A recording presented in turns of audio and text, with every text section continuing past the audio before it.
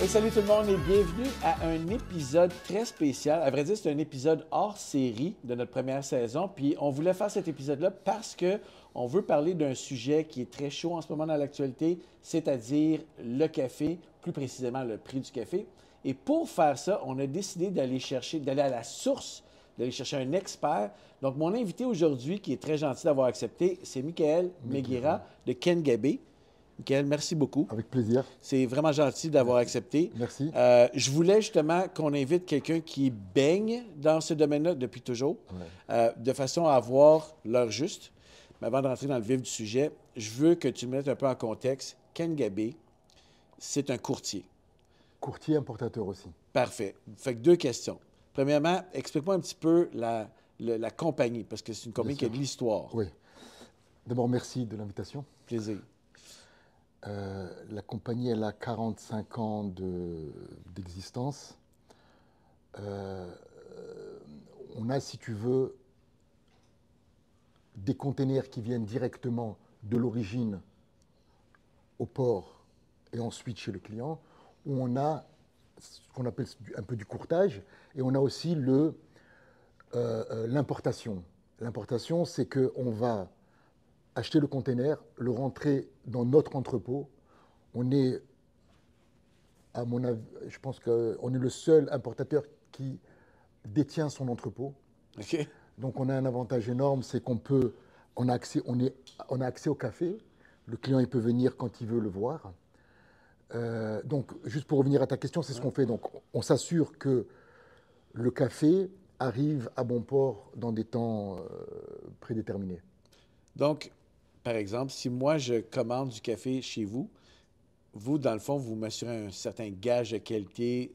Le service, c'est vraiment, moi je passe par vous pour faire l'approvisionnement. Oui, et aussi il y a les fixations du marché. Donc, on s'occupe aussi du marché C qu'on applique aux containers. Et le taux de change dépendant des clients, ils peuvent booker avec nous, booker avec leur banque ou nous payer en dollars US. Donc, on fait toutes ces opérations. Donc, comme je te disais, le café, il peut rentrer dans notre entrepôt et tu peux t'approvisionner une certaine quantité par mois ou tout d'un coup, selon ce que tu as besoin. Puis on peut aussi faire des commandes spéciales. Oui, on peut faire des commandes spéciales. On a des liens avec certaines coopératives. On a un inventaire, un éventail de micro-lots. On a aussi beaucoup de cafés spot. Ça veut dire que si par exemple tu as mal planifié et que tu as besoin, tu as une commande, tu en as besoin assez urgemment, on a en inventaire du café. Moi, je suis curieux, OK? Encore une fois, avant de Moi rentrer aussi. dans le vif. Tu as dit, on a 45 ans. Oui. OK? Parle-moi un peu de l'histoire de la compagnie parce que on s'improvise Ouais. pas importateur de café, là. Bravo, ben c'est une bonne question. Moi, je suis rentré dans les années 2000. La compagnie avait déjà, elle faisait plus de courtage avec les gros torréfacteurs. Et bon, dans la suite, ça a juste, le marché, si tu veux, il a un peu changé. Ouais. Il y a eu, avant, il était contrôlé par des gros, c'était que des gros. Et là, il y a eu un genre de démocratisation du marché. Et donc, il y a eu des gens comme vous qui ont émergé, des petits qui sont devenus moyens, qui sont devenus plus gros. Et donc, le marché entier, en réalité, il a évolué. Comme dans tous les domaines d'ailleurs, ça évolue. Il y a eu la venue de l'Internet. Donc, il y a eu des torréfacteurs, en réalité, qui travaillaient de leur sous-sol. Ils se faisaient passer pour des multinationales, ce qui est... et donc, voilà, c'est l'évolution du marché. Et donc, nous, ce qu'on a fait, c'est qu'on, de plus en plus, on est parti à l'origine, aller chercher tous ces nouveaux cafés, ces nouvelles préparations, ces micro-lots, ces honey, on fait de plus en plus de liens entre le torréfacteur et la ferme. Si tu veux, c'est une démocratisation du marché. N'importe qui peut aujourd'hui taper sur Internet et comprendre tout ce qui se passe dans le domaine, qui a du bon café, qui a du moins bon café, qui raconte des bêtises, qui raconte moins des bêtises. Voilà. Ce qu'il faut dire, c'est que c'est bien dit. Ce qu'il faut dire, c'est que le café de spécialité, c'est ce qui est arrivé, c'est que ça a démocratisé le café, comme tu disais tout à l'heure, puis ça a donné place à une industrie qui s'est diversifiée. Ce qu'on parle un peu souvent, les 3 vagues du café, là, si Oui, on veut. Là. oui, oui. Puis on s'est rendu là. Un Oui. peu comme les microbrasseurs. Tu vois, c'est exactement, on dirait que c'est 2 chemins parallèles. Ouais. Il y a eu plein de microbrasseurs Ouais. où ils ont été achetés par des gros, Ouais. où ils ont fait leur chemin, mais de plus en plus, les gens voyagent, de plus en plus veulent découvrir des nouvelles saveurs. Donc, et même ça, je pense que les coopératives comprennent ça, comprennent que dans un marché du café, quand le marché était assez bas, il fallait qu'ils trouvent des nouvelles préparations, de nouvelles saveurs, de nouveaux goûts, de nouvelles façons de travailler. Et donc, ça a fait en sorte qu'ils ont mis sur le marché des produits spéciaux. Il y a des grosses catégories, il y a les micro-lots Ouais. qui ont une certaine préparation, il y a ce qu'on a tout ce qui est les lavés, les non lavés, les honey. Et maintenant, ils sont en train de sortir d'autres préparations. On travaillait avec ce qu'on appelle anaérobiques. Ouais. C'est des fermentations sans oxygène. C'est assez particulier comme truc. Et à chaque fois qu'on voyage, ils développent de plus en plus ces préparations. C'est délicieux. Et je vais te dire, un client qui goûte à ça, au début, il déteste. Mais une fois qu'il est accro, ils lui font une intraveineuse. C'est ce qu'il faut. OK, pourquoi? Je suis curieux. Pourquoi au début, il déteste, puis éventuellement, il adore? Parce que quand tu goûtes un honey, Ouais. Honey process. un honey process, c'est un café qui est fermenté dans la cerise. Ouais. Et donc, la première impression, c'est un peu de ferment. Ouais. Ouais, ouais. Mais Le deuxième. ensuite, tu découvres toutes les saveurs, le fruit, la cerise qui a donné sur le grain. Et vraiment, des fois, tu tombes sur des choses, c'est exquis. Je veux dire, moi, je suis en train d'en parler et je me dis, merde, j'en bave. C'est très bon. Ben, c'est cool. Puis, tu as mentionné quelque chose d'intéressant parce que Enerco le fait à quelques reprises avec vous. Vous voyagez beaucoup. Vous allez visiter les fermes. Ouais. D'ailleurs, c'est même, si je ne me trompe pas, dans certains pays, c'est une industrie touristique, ça. La visite de... Oui, comme je te disais, ces fermes ont besoin de plus-value. Ouais. Donc, certaines fermes ont mis de l'avant un genre de tour guidé avec une explication. On a visité Starbucks, qui est très beau, mais bon, ça reste commercial. Mais il y en a d'autres où ils t'accueillent comme si tu rentrais dans leur salon. Ça veut dire, tu arrives, bonjour, viens, je te montre la ferme, je te montre d'où ça vient, je te montre notre procédé, je te montre notre procédé de lavage. Et après, ça finit, tout le monde socialise, une bière, on goûte et on en parle. Et donc, c'est super. Ce sont des expériences extraordinaires, au moins de faire un lien. Maintenant, est-ce qu'une personne qui n'est pas dans le domaine, elle irait? Peut-être, ça veut dire quelqu'un qui est au Costa Rica, est-ce qu'elle se dit, on va aller faire une visite guidée, je ne sais pas. Je sais pas, mais je sais qu'au Guatemala, ils le font, mais je ne sais pas si c'est des gens qui sont à l'extérieur de l'industrie, qui peuvent juste arrêter et dire, écoute, je veux faire un tour de la plantation. Je présume que oui, Mais ils sont de plus en plus accueillants, ils sont de plus en plus ouverts à te montrer ce qu'ils font. Ce n'est pas une industrie qui est fermée. Non. Et en général, dans les pays d'Amérique du Sud, c'est des gens très ouverts, très accueillants, très charmants. C'est très informel, si tu veux. Toi, là, est-ce que tu fais ça à plusieurs reprises dans l'année? Encore une bonne question. J'ai fait des années, une année, j'en ai fait 3. OK. J'avais fait le Honduras, j'avais fait le Guatemala la même année, parce que c'est des groupes différents. L'année dernière, j'ai fait que le Costa Rica. Pardon, l'année dernière, je fais le Nicaragua, je m'excuse. C'est sûr, des fois, quand on fait des groupes comme ça, il faut que le groupe il soit entre guillemets homogène. Tu vois, tu ne peux pas mettre des acheteurs de containers avec des gens qui sont de plus petite taille. Tu vois, donc... Ah ouais, OK. tu peux mettre des compétiteurs ensemble. Ça aussi... Ben bref, moi, ça ne me dérange pas.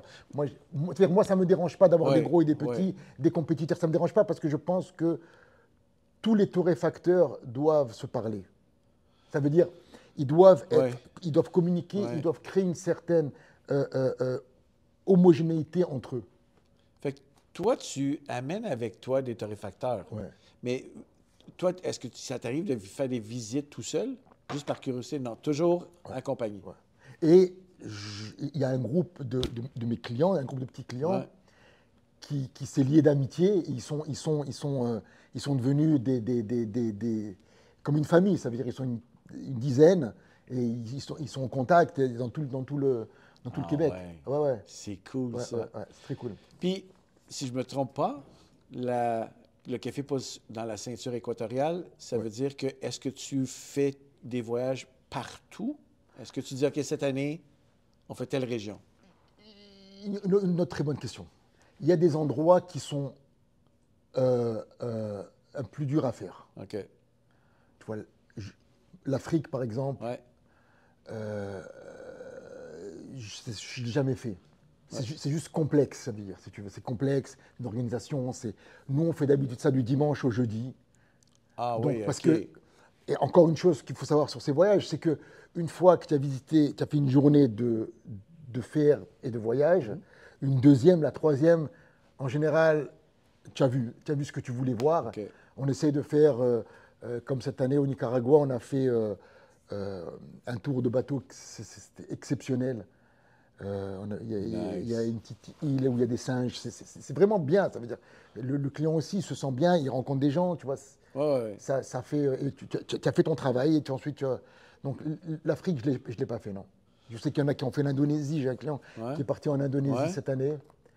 Mais pour moi, c'est trop loin, je veux dire, c'est très fatigant aussi, parce qu'une fois que tu arrives là-bas, il faut voyager. Et les routes, ce n'est pas des autoroutes, donc des fois, tu te dis, c'est à 50 km, mais c'est à Ça 15 peut être heures. long, ouais. Oui. C'est 15 heures. On était au Guatemala Ouais. et il y avait un éboulement, donc on est resté sur l'autoroute. Il a fallu repartir, donc tu as passé ta journée dans un bus. Ah ouais. Ouais. Et ensuite, il y a toute l'organisation, il faut organiser les copings, c'est pas juste, on y va et on a un agent qui est sur place, qui est basé au Guatemala, Renaud de la compagnie Efico, je pense que Enrico le connaît bien, et nous qui nous organise toutes ces rencontres. Mais, OK, là, je vais sauter là-dessus, là, parce que je voulais en parler. Oui. Cupping. Oui. Bon, cupping, c'est une technique. OK? Et premièrement, explique-nous qu'est-ce que le cupping, puis après ça, explique-nous la pertinence du cupping pour quelqu'un qui fait ton métier. C'est encore une autre bonne question. Je veux dire, Ben oui. tu tapes, C'est- tu tapes dans le mille. À chaque fois qu'on reçoit un container, Ouais. il faut le goûter. Parfait. Historiquement, tu goûtais pourquoi? Pour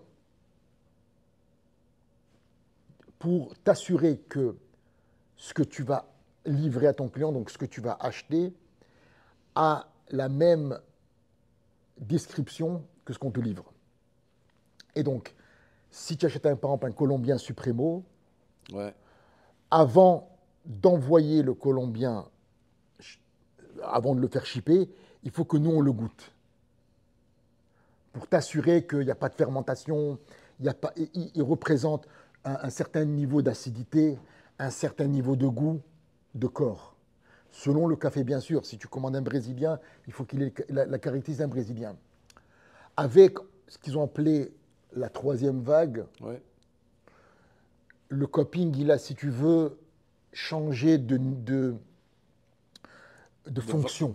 Voilà, sa vocation est différente. Sa vocation Ouais. est différente. Et donc, c'était plus des recherches du fruit,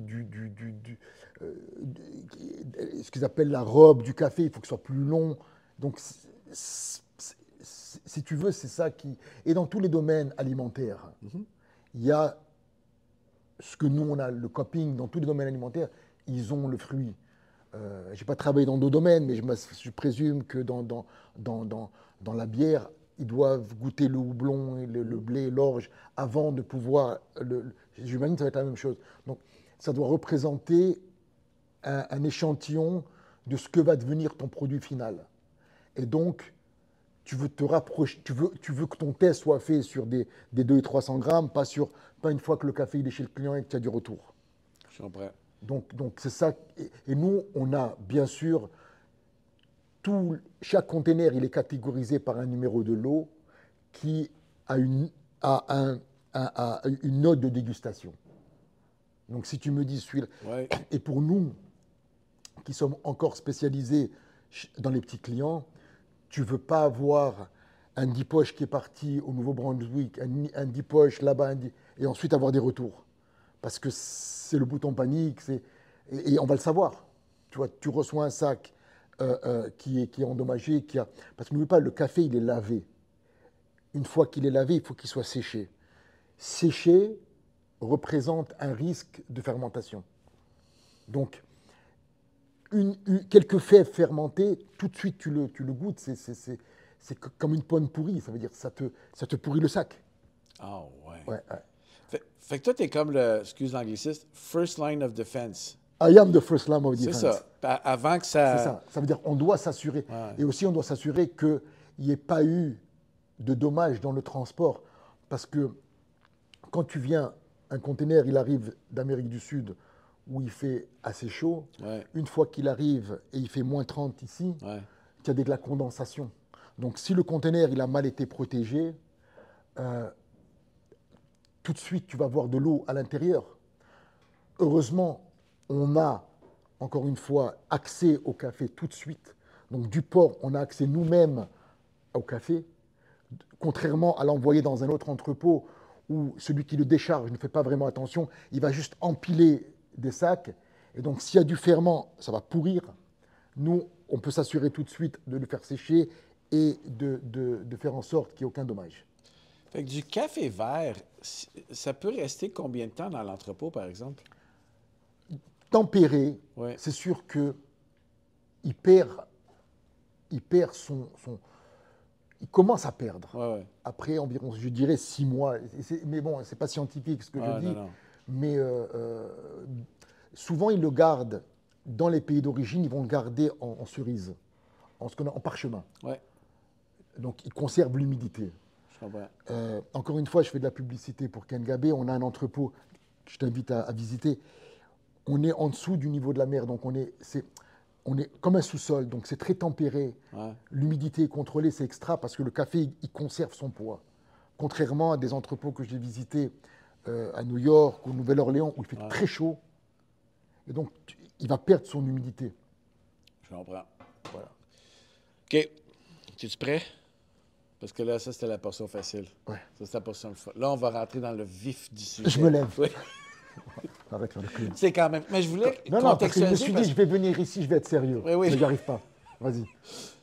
Là, depuis un bon bout de temps, Oui. on vit un événement historique dans le café. Oui. Un prix du café Oui. qui a battu tous les records. Oui. Tu sais, ça fait 45 ans que la compagnie existe, c'est du jamais vu. Démêle-nous un petit peu ça, là. Pour le consommateur qui nous écoute à la maison, qu'est-ce qui se passe? Ouf. OK. D'abord, on a eu, je pense le mois dernier ou il y a 6 semaines, des records sur les marchés. Le marché, il a touché 4,30. Il faut comprendre, pour le consommateur, c'est quoi le marché du café. Ce sont des contrats futurs qui sont négociés à la bourse de New York. Donc, à la base, c'est quelque chose de très accessible à monsieur tout le monde, au même titre que quelqu'un peut vérifier le taux de change, quelqu'un peut vérifier le prix du café. Donc, en introduction, ce n'est pas quelque chose de secret, le prix du café. Vous n'arrivez pas à la caisse et vous dites « Waouh, c'est cher ». C'est quelque chose que monsieur tout le monde peut vérifier, est vérifiable. Donc, la façon pour rendre ça très simple, vous avez celui qui vend du café, donc le fournisseur, donc la ferme, la coopérative, le moulin, va ici, qu'il a par exemple un conteneur à vendre à une certaine période, parce que c'est des contrats à terme, il va fixer le marché contre cette période. Donc lui, il va s'assurer d'un certain prix. Le torréfacteur, lui, fait l'inverse. Lui, il sait qu'il a besoin d'un conteneur de café, il va fixer le prix sur le marché, ce qu'on appelle un contrat C. Selon les dates, la période qu'il a besoin, il va acheter ce contrat C. Ce qui s'est passé, c'est que le marché, il a bondi de façon très rapide. Il y a eu des problèmes au Brésil, c'est vrai. Il y a eu, encore là, c'est des nouvelles qui sont souvent dites après. On ne sait pas, tu ne sais pas la vérité. Tu sais pas. Ils ont dit qu'ils ont eu énormément de pluie avant la saison. Oui, parce que y a un des trucs, c'est les facteurs climatiques. C'est climatique, c'est sûr, c'est climatique. Parfait. Pluie avant la saison veut dire que ça fait tomber la cerise du cerisier. Ouais. Donc, ils ont perdu du stock. Quand la cerise, elle tombe, elle pourrit par terre, ils ne l'ont pas ramassée. Ensuite, des sécheresses. Ensuite, des mouvements. Les changements climatiques, je veux te dire, Oui. ce n'est pas quelque chose sur lesquels tu as contrôle. Ouais. Quand il y a des températures qui augmentent, ce qui se passe, c'est que tu as un changement au niveau agronome. Tu peux avoir des bébites en plus qui n'existaient pas avant.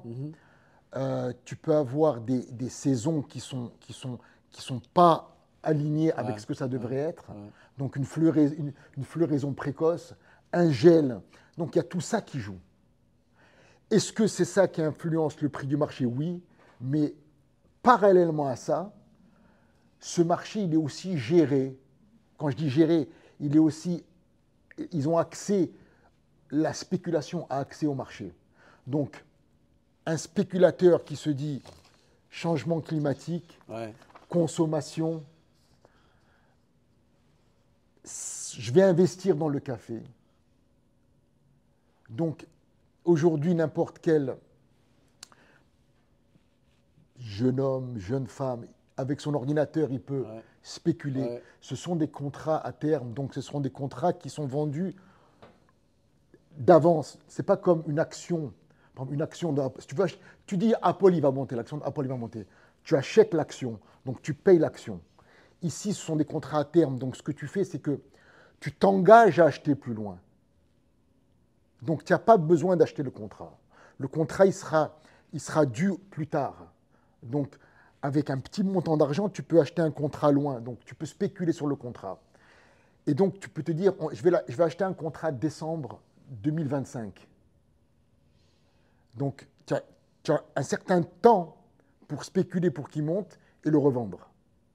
Donc, tu n'as pas acquéri, en réalité, tu n'as pas fait une acquisition d'une action que tu as revendue, tu t'es engagé. C'est ça, OK. C'est la même chose pour les contrats, tous les contrats futurs qui fonctionnent de la même façon. Même c'est comme si demain tu me dis, tu sais quoi, Trump, il va mettre des tarifs, ça va faire dégringoler le dollar canadien. Moi, je vais m'engager à acheter un contrat de dollar canadien pour une livraison juillet 2025. Au prix d'aujourd'hui, je vais en prendre possession. C'est ça, il y a un prix plus loin. Oui. Et donc, ce que tu as fait, okay. tu pourras voir sur une charte du taux de change, c'est la même chose. Ce que tu fais, c'est que tu t'engages à acheter un dollar américain pour une certaine date, et il y a quelqu'un d'autre dans le monde qui le vend, un dollar américain. Et donc, ça fait le hedge des deux. Et donc, le café, c'est la même chose. Donc, tu as un achat et une vente. Donc, pour faire ça très simple, qu'est-ce qui a fait augmenter le marché? Et c'est sûrement les changements climatiques, le manque de café, mais c'est évidemment la spéculation qui va dessus. Fait que c'est multifactoriel. Bravo. Okay, le jour où ils vont se dire, je vais abandonner les commodités et je vais aller sur d'autres produits, le marché peut tomber en dessous du coût de production. Ah ouais. Comme c'était dans les années 2000 où le café il est tombé à $1 quand on savait que le coût de production était $1,30 ou $1,40 selon. Maintenant, le marché se situe à $3,70 ou $3,80. Qu'est-ce qui arrive quand c'est en bas du coût de production? Qu'est-ce qui arrive? Il n'y a rien qui arrive. Ils sont obligés de produire. Malgré ça. Malgré ça. Donc, il y a eu plein de... il y a eu plein de facteurs. Ouais. Je m'excuse, mon téléphone qui sonne. Non, voilà. J'avais une vibration dans le dos. Et donc, qu'est-ce qui arrive? C'est vrai, c'est une bonne question. Ils sont obligés de livrer, ça veut dire, quand il est en dessous du coût de production, le problème c'est que le temps de réaction est long. Quelqu'un qui a une plantation de café, il ne peut pas se dire je vais faire de la banane ou je vais faire de l'orange du jour au lendemain. Dans les années où le café était très bas, oui, il pensait à d'autres produits. Ouais. À varier leur agriculture pour Mais, profiter mais, de... mais aujourd'hui, je sais, encore là, comme je dis, étant donné que le prix il est fixé sur la bourse de New York, on a vu, même si le prix est très haut, on a vu des gens se casser la figure, des fournisseurs de café, des plantations, se casser la figure. Et je vais expliquer ce que je te disais tout à l'heure en introduction. Le marché, la façon comment il est monté, il est passé de 2,50 à 2,80, 2,90, 3 dollars, 3,10, 3,20, 3,30 $. Ces gens-là qui avaient du café à vendre, on va dire le Brésilien qui avait il a dit 3,20 $. C'est magnifique, c'est extraordinaire. J'étais habitué à voir 2 dollars, je vais avoir 3,20 $. Qu'est-ce qu'ils ont fait? Ils ont fixé le marché à 3,20 $. Ils étaient super heureux, super... Le problème, c'est que le marché, il a continué à monter. Et à un moment, il a touché 4 dollars, 4 dollars. Quand il a touché 4 dollars, 4 dollars 20, 4 dollars 30, c'était le moment où ils devaient livrer ce café. Mais eux, ils étaient à 3,20 $. Une grosse différence. Ils se sont dit, qu'est-ce qu'on fait? C'est bien beau de dire, mais si je suis fixé à 3,20 $, comment je vais vendre du café maintenant qui vaut 4 dollars? Donc, il y a eu énormément de défauts. Ça veut dire, les banques là-bas, ils ont paniqué parce qu'ils se sont dit, on est garant, mais il ne peut pas perdre cette marge. Donc, il y a eu des saisies sur les containers. Ah oui. Il y a eu des faillites, beaucoup de faillites. Donc, c'est toute cette structure, on a été obligé de gérer. Nous, on est responsable de livrer le client. Il y a eu des gens entre guillemets, des gens bien qui ont dit, écoute, on ne peut pas te livrer maintenant, mais on espère pouvoir te livrer dans les prochains mois. Donc, on te fera un deal la fois prochaine. Et ça, c'est toute l'industrie en réalité qui a vécu. Au même titre que le torréfacteur, quand il a vu le marché monter, par exemple, et moi, je travaille avec le torréfacteur, ça veut dire la psychologie du torréfacteur, c'est maintenant, j'ai besoin de temps, ça va baisser. Donc, quand le marché était à 3,20, ils n'ont pas acheté le marché à 3,20. Ça va redescendre. Ça va redescendre. Mais eux, ils avaient des clients à 3, ils avaient des clients ici qui devaient fournir à 3,20, 3. Mais le café, il continue à monter. Donc, ils avaient besoin que de temps. Bon, il y a des opérations de switch, du café, tout ça, mais en réalité, bottom line, ils ont acheté au plus haut. Ils étaient obligés d'acheter, ils n'avaient pas le choix. Et alors, est-ce qu'ils ont assez d'argent pour perdre de l'argent? Je ne sais pas. Ouais. Parce qu'il y a quelqu'un qui doit payer. Il y a quelqu'un qui doit payer ce café à ce prix-là. Il y en a qui ont arrêté de livrer leurs clients. Ils ont arrêté de livrer Costco parce qu'ils se disent, si je livre Costco, je perds un certain montant à chaque livre que je vends. Ils vont appeler Costco, ils vont dire, je ne peux pas te livrer. Wow. Puis, est-ce que je me trompe, Michael, si je dis qu'étant donné que le Brésil est le plus grand importateur de café au monde, s'il y a quelque chose... Exportateur, excuse. S'il y a quelque chose qui se passe là, oui. Ben, toute l'industrie en découle. Bravo, bravo. Quand même. Bravo, c'est encore une bonne question. C'est vrai que le marché du café, il est basé sur les gros pays exportateurs. Ouais. Brésil, Vietnam. OK. Vietnam, c'est un gros joueur aussi. L'Inde. Donc, c'est vrai que ces trois joueurs mènent le bal. Ouais.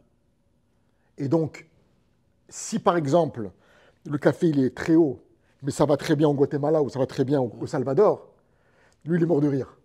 Parce qu'il n'a pas de problème de climat et il vend au prix du marché.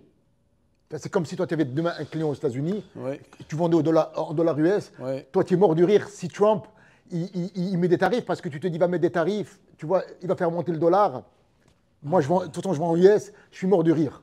Je comprends. Tu fais rien et comme on dit, tu fais fortune en dormant. C'est-à-dire, tu fais rien, tu restes assis. Et pendant que le dollar il monte, toi, rien que tu capitalises dessus.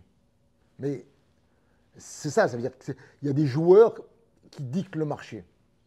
Mais ce n'est pas, par exemple, si demain le Salvador il a une mauvaise récolte, ça ne fera pas bouger la bourse de New York. Je comprends. Non. C'est pas, C'est trop petit dans ouais, l'ensemble. c'est ça.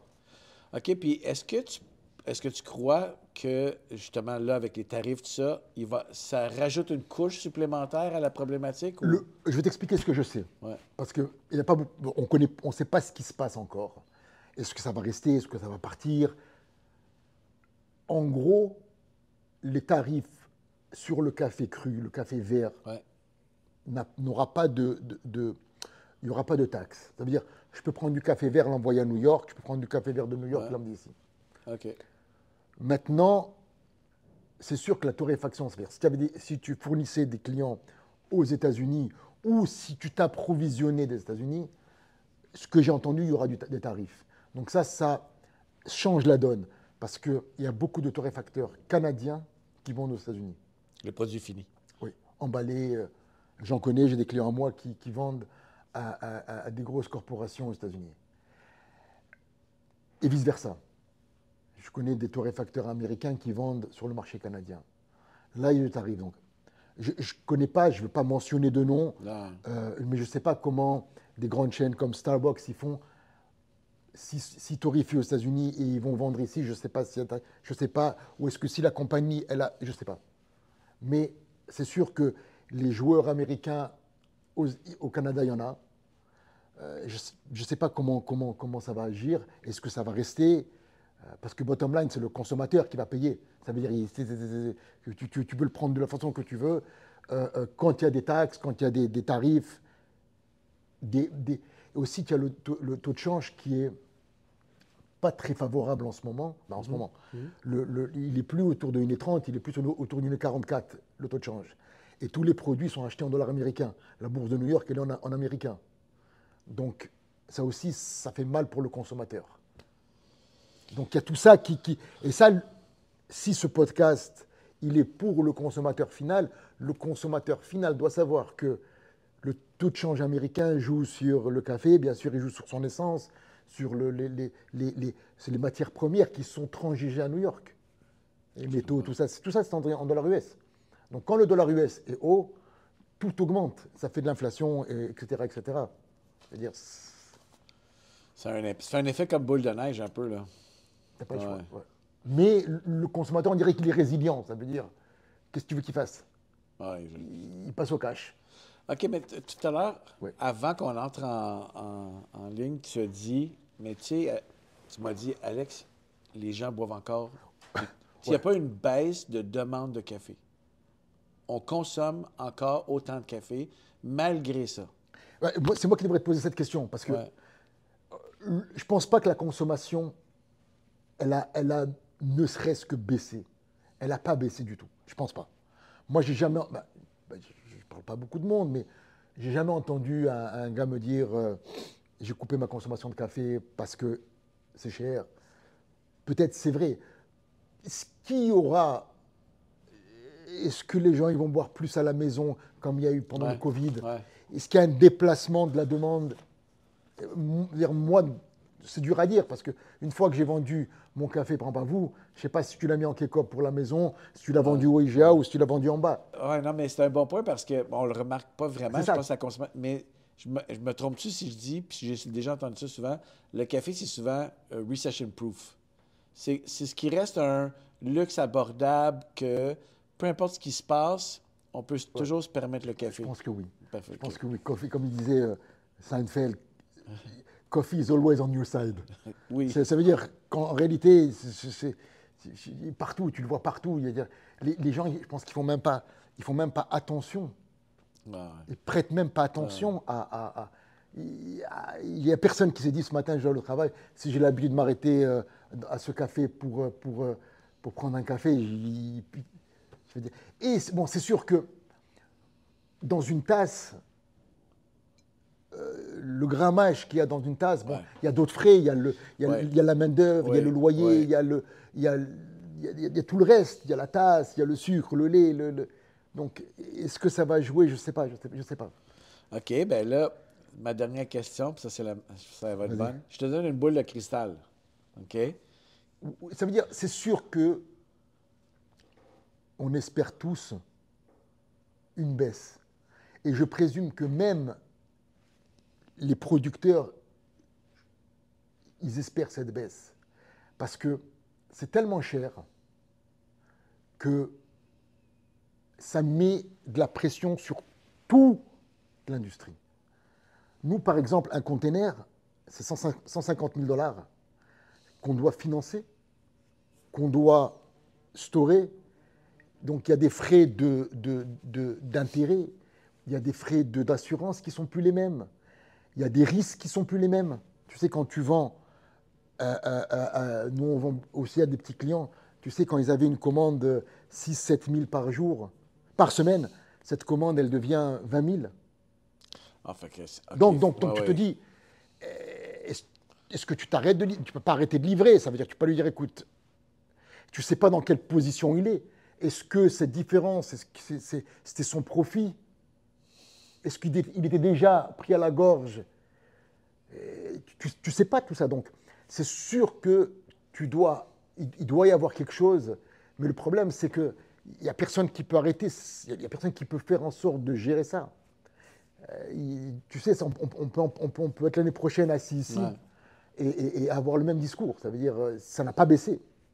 Ou un discours, tu sais quoi, heureusement, je sais pas, il faut vraiment que la demande, elle diminue. Il faut mais ça n'arrivera pas. Ça veut dire... Non, elle est là. Elle est là. Les gens, ils sont trop... Les jeunes, ils sont accros au café. Les vieux sont accros au café. C'est pas un truc... c'est pas un truc qui va... C'est pas comme l'alcool. Il y a un shift là, dans les dernières années, tu sais, les boissons sans alcool, on boit plus avec modération. Ouais. Le café, on dirait que ça reste, même ça a augmenté parce que là, avec le café de spécialité, les gens cherchent des trucs différents. Ouais. Tu vois, j'ai ma fille qui a commencé le cégep et avant, elle ne prenait pas de café, elle a commencé à en prendre. C'est ma fille, j'ai toujours du café à la maison. À la maison, elle sent le café. Mais tu vois, donc je me dis, il y a quelque chose derrière ça. Ouais. Il n'y aura pas un ralentissement de la commande, je veux dire, c'est de la consommation. C'est là pour rester. On va se souhaiter des mois meilleurs. OK? Et, ben, tu sais quoi, là, tu l'as dit, on va te réinviter justement pour... C'est moi qui me suis réinvité. Tu t'es réinvité. Mais ce que j'aimerais faire avant de te quitter, c'est j'aimerais aller visiter... Oui, c'est ça. Voilà, je sais pas. Voilà. On va prendre des images parce que j'aimerais ça vous montrer c'est quoi un entrepôt de café, premièrement. Puis j'aimerais ça aussi vous montrer c'est quoi du cupping.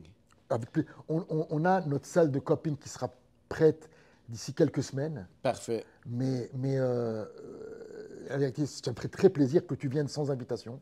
Parfait. Pour te dire que tu es toujours invité. Et je vous montrerai là, ce qu'on fait. C'est pas très complexe, mais c'est cool. C'est cool à voir.